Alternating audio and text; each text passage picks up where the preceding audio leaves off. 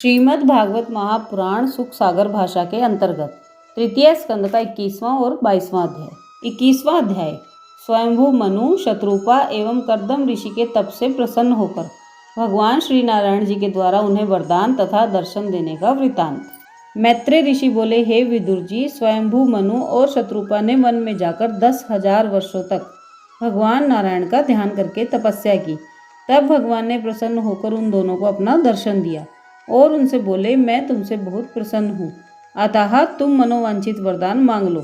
उस समय मनु और शत्रुपा भगवान के दर्शन करके बहुत प्रसन्न हुए और हाथ जोड़कर इस तरह कहने लगे, हे भगवान, हमने जगत की रचना करने और राज सिंहासन का आनंद पाने के लिए तप किया है, सो यह हमसे बड़ी भूल हुई। हमें राज्य पाने की अपेक्षा मुक्ति पाने के लिए तपस्या करनी चाहिए थी। यह वचन सुनकर श्री नारायण भगवान कहने लगे, हे मनु महाराज, तुमने जिस कार्य के निमित्त मेरी तपस्या की है वह और उसके अनंतर तुम जो भी कुछ चाहो वह मुझसे मांग सकते हो। प्रभु को अपने ऊपर अधिक प्रसन्न हुआ देखकर मनु और शत्रुपा हाथ जोड़कर प्रार्थना करते हुए इस प्रकार बोले, हे भगवान, हम लोगों की यह इच्छा है कि हमें आप जैसा पुत्र प्राप्त हो। यह वचन सुनकर भगवान बोले, मेरे समान तो समस्त विश्व में कोई भी नहीं हो सकता, इसलिए स्वयं मैं ही तुम्हारे यहाँ पुत्र रूप में अवतार ग्रहण करूँगा। इतनी बात कहकर श्री नारायण भगवान अंतर्ध्यान हो गए। तब स्वयंभू मनु और शत्रुपा ने वन से लौटकर पितामह ब्रह्मा जी के पास आकर दंडवत की और फिर वे अपने पिता ब्रह्मा जी के आदेश से समस्त भूमंडल का राज्य करने लगे। तत्पश्चात स्वयंभू मनु और शत्रुपा के द्वारा उत्तानपाद एवं प्रियव्रत नामक 2 पुत्र और अकुति, देवहूति एवं प्रसूति नामक 3 कन्याओं का जन्म हुआ। उत्तानपाद का पुत्र ध्रुव हुआ। प्रियव्रत पहले तो नारद जी के ज्ञान उपदेश से विरक्त हो गए थे, परंतु पुनः ब्रह्मा जी द्वारा समझाने पर उन्होंने 7 द्वीपों का राज्य किया। स्वयंभू मनु ने अकुति का विवाह रुचि नामक ऋषि के साथ कर दिया। हे विदुर जी, ब्रह्मा जी के द्वितीय पुत्र कर्दम ऋषि ने भी अपने पिता के कथनानुसार 10,000 वर्षों तक श्री नारायण भगवान का तप किया। जब तप से प्रसन्न होकर भगवान ने उन्हें दर्शन दिया और वरदान मांगने को कहा, उस समय कर्दम ऋषि ने प्रभु को साष्टांग प्रणाम करने के पश्चात हाथ जोड़कर विनय करते हुए कहा, हे सर्वंतर्यामी, हे प्रभु, मैंने सृष्टि रचना के निमित्त तप किया है, इसलिए आप मुझको इसी के हेतु वरदान दीजिए। यह सुनकर भगवान कहने लगे, मैं तुम्हें यह वरदान तो देता ही हूँ, इसके अनंतर तुम और भी जो भी कुछ चाहोगे वह सब भी तुम्हें प्राप्त होगा। और सुनो, आज से तीसरे दिन स्वयंभू मनु अपनी कन्या देवहूति का विवाह तुम्हारे साथ करेगा, सो तुम उस विवाह को स्वीकार कर लेना। इस तरह वरदान देने के बाद श्री नारायण के नेत्रों से यह विचार कर आंसू गिरने लगे कि देखो, कर्दम ऋषि ने केवल विवाह के लिए ही 10,000 वर्ष तक ऐसा घोर तप किया है। जिस जगह पर श्री नारायण जी के नेत्रों से आंसू गिरे थे वहाँ बिंदुसर नामक तीर्थ बन गया। यह तालाब अभी तक कुरुक्षेत्र के पास उपस्थित है।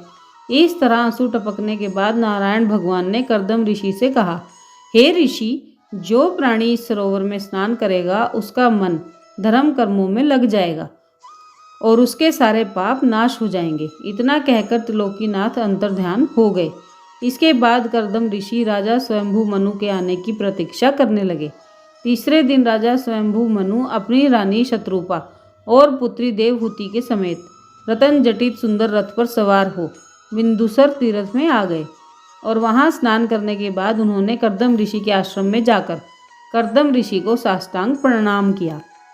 इतना वृतांत सुनाने के बाद सूत जी बोले, हे शौनकादि ऋषियों, कर्दम ऋषि के उस अति रमणीक आश्रम को देखकर स्वयंभू मनु और शत्रुपा बहुत प्रसन्न हुए और उन्होंने अपनी कन्या देवहूति का विवाह कर्दम ऋषि के साथ कर देने का निश्चय कर लिया।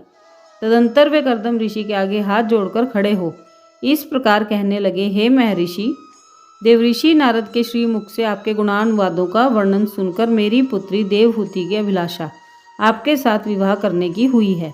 उसने अपनी मनो इच्छा को अपनी माता से कहा था, अतः मैं उसे अपने साथ लेकर आया हूँ। अब यह मेरी कन्या आपकी सेवा में यहीं रहेगी। स्वयंभू मनु के यह वचन सुनकर कर्दम जी ने अपने मन में बहुत प्रसन्न होते हुए कहा, राजन, आपकी आज्ञा मुझे स्वीकार है। यदि कोई मनुष्य प्रेम सहित किसी को कुछ देता हो तो उसे अवश्य ग्रहण करना चाहिए, नहीं तो पीछे उसको न लेने पर दुख होता है। परंतु जब आपकी पुत्री के संतान उत्पन्न हो जाएगी तब मैं गृहस्थ आश्रम को त्याग कर तपस्या करने के लिए चला जाऊंगा। कर्दम ऋषि की इस बात को राजा स्वयंभू मनु ने स्वीकार कर लिया। ये था तृतीय स्कंद का 21वां अध्याय। अब 22वां अध्याय। कर्दम ऋषि के साथ स्वयंभू मनु द्वारा अपनी पुत्री देवहूति का विवाह करना। मैत्रेय जी कहने लगे, हे विदुर जी, जब कर्दम ऋषि ने देवहूति के साथ विवाह करना स्वीकार कर लिया तब राजा स्वयंभू मनु ने ऋषि के साथ अपनी पुत्री का विवाह विधानानुसार कर दिया।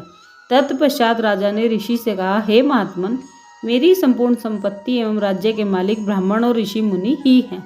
इसलिए आपको यदि धन अर्थात सेना आदि किसी भी चीज़ की जरूरत हो तो आप मेरे लिए आज्ञा कीजिए, मैं तुरंत ही भेज दूंगा। यह सुनकर कर्दम ऋषि ने मुस्कुराते हुए कहा, हे राजन, हमको इन वस्तुओं में से किसी की भी जरूरत नहीं है। इसके बाद राजा मनु और शत्रुपा अपनी पुत्री देवहूति को कर्दम जी के पास छोड़कर घर को चलने लगे। तब देवहूति रोने लगी। तत्पश्चात राजा और रानी उसको धीरज बंधाकर ऋषि से आज्ञा मांग चले गए। सूत जी बोले, हे ऋषियों, देवहूति कर्दम जी की सेवा में तत्पर रहते हुए उनके प्रत्येक काम को बिना कहे ही कर देती थी। उधर स्वयंभू मनु ने बहिष्मतिपुरी में, जहाँ वराह भगवान के रोम गिरने से कुशा प्रकट हो गई थी और ऋषि मुनियों के द्वारा मंत्र पढ़े जाने के कारण जिसमें असुरों का प्रवेश होना असंभव था, अपने सिंहासन पर बैठकर यह विचार किया कि मेरे पास राज्य और संपत्ति अधिक है। सांसारिक प्राणी अधिक धन हो जाने पर भी उसे अपने आनंद के लिए तो खर्च कर देते हैं, किंतु परलोक सुधारने के लिए दान पुण्य आदि कुछ नहीं करते। भगवान जिसको धन संपत्ति दें उसे चाहिए कि वह उस धन को श्री नारायण जी के नाम पर शुभ कर्मों में अवश्य लगाए।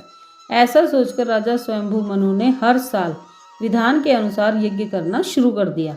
वे नित्य प्रति प्रातःकाल ब्राह्मणों को अनेक गौएं एवं स्वर्ण इत्यादि बहुत सी वस्तुएं दान में देने लगे। नित्य कर्मों से निश्चिंत होने के बाद वे साधु महात्मा एवं ब्राह्मणों के मध्य में बैठकर श्री नारायण भगवान के गुणानुवाद और लीला कथाओं को सुना करते थे।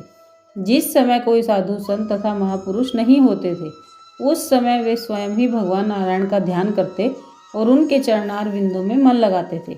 इस तरह 71 चतुर्युग पर्यंत उन्होंने राज्य किया। श्री नारायण जी की दया और हरि भजन के प्रताप के कारण अंतकाल तक उनका यश एवं वैभव जैसा का तैसा बना रहा। उनका कोई भी क्षण भगवत चर्चा एवं हरि स्मरण के बिना व्यतीत नहीं होता था। उनके राज्य में आवश्यकता के अनुसार वर्षा होती थी और वृक्ष आदि हर समय फल फूलों से लदे रहते थे। उनकी समस्त प्रजा सुख भोगते हुए भगवान नारायण का भजन कीर्तन तथा स्मरण करती रहती थी। दुख का नाम तो किसी ने स्वप्न में भी नहीं सुना था। ये था तृतीय स्कंद का 22वां अध्याय। आज की वीडियो में बस इतना ही। फिर मिलेंगे अगली वीडियो में। राधे राधे।